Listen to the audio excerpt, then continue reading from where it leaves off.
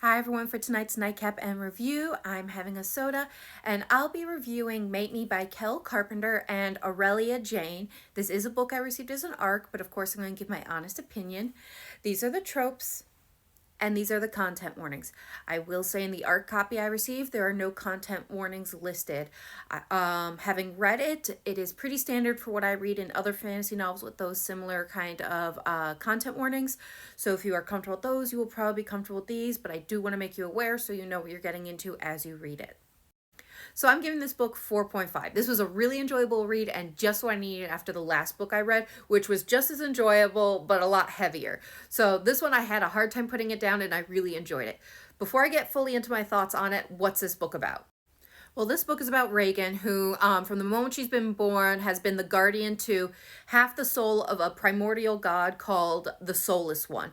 She's basically been on borrowed time until a series of events cause the wards that keep the soul in her safe start to break. And this calls the attention of the Soulless One, calling him out of his realm to her house because he wants his soul back. But what does the Soulless One find when he breaks into her house? It's all of her family surrounding her, trying to keep her alive because the wards that are breaking are also killing her. And at first he's happy because that means he's about to get his soul back and the guardian is dead.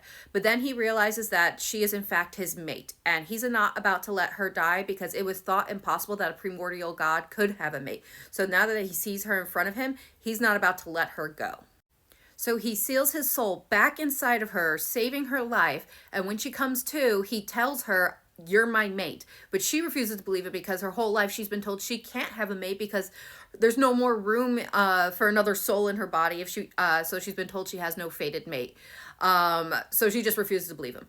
They're getting nowhere. So he decides the best course of action is to steal her cousin, taking her to Tartarus with him, forcing Reagan to chase them to get her cousin back. In an effort to make peace, as it were, and to come to an agreement, the Soulless One makes a deal with Reagan where she will stay 6 months in Tartarus getting to know him in exchange for her cousin to go free and go home. His hope, of course, is that during the 6 months, as they get to know one another, he is able to convince her that they are, in fact, mates. And it is true. The more she gets to know him, the harder and harder it gets for her to resist this man, the Soulless One, the one they call the King of Monsters. But it starts to make her wonder, as the guardian who carries half of his soul, what does that mean for her? Now, what are my thoughts on this book? Well, I'm giving it 4.5. I really enjoyed this. This book was such a fun read. I had a hard time putting it down. It had great chemistry between the main characters. It had great funny moments. And also there were a few scenes where I actually teared up. It was definitely a great book that was just what I needed. The male main character, who I believe it is Caius, if I'm mispronouncing that, I do apologize. He was equal parts sweet and patient with her, as well as an alpha and possessive when it came to her. That was just so heartwarming to see how he cared about her. And then you have Reagan, the female main character, who was sassy and strong, but you could see real vulnerability in her, especially when you find out so much of her past has been hidden from her, especially by those who claim to love her. And they do love her. They did it in an effort to protect her. There were extenuating circumstances, but finding this out, that she doesn't in fact really know who she is and that all this was done to her, just really makes her feel vulnerable. And Caius is there to help her find herself and to provide guidance and support and do what he can to just be there for her, and also to help build trust between the two of them because she's been raised her whole life to fear him. Now, this book is described as taking inspiration from Beauty and the Beast and Hades and Persephone, and while I do see a couple scenes coming from Beauty and the Beast, a lot of the inspiration, in my opinion, comes from Hades and Persephone, and that's not a bad thing. I really enjoyed what the author did, taking those inspirations. It was really well done and fit how the author was writing this book.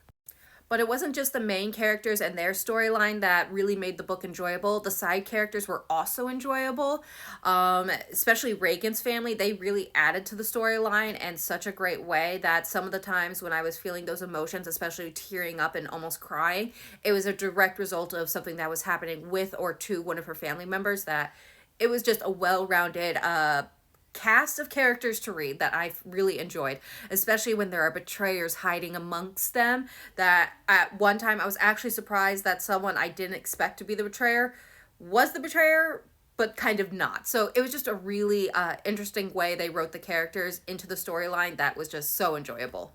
What also makes me excited is that some of these side characters are actually going to have their own stories.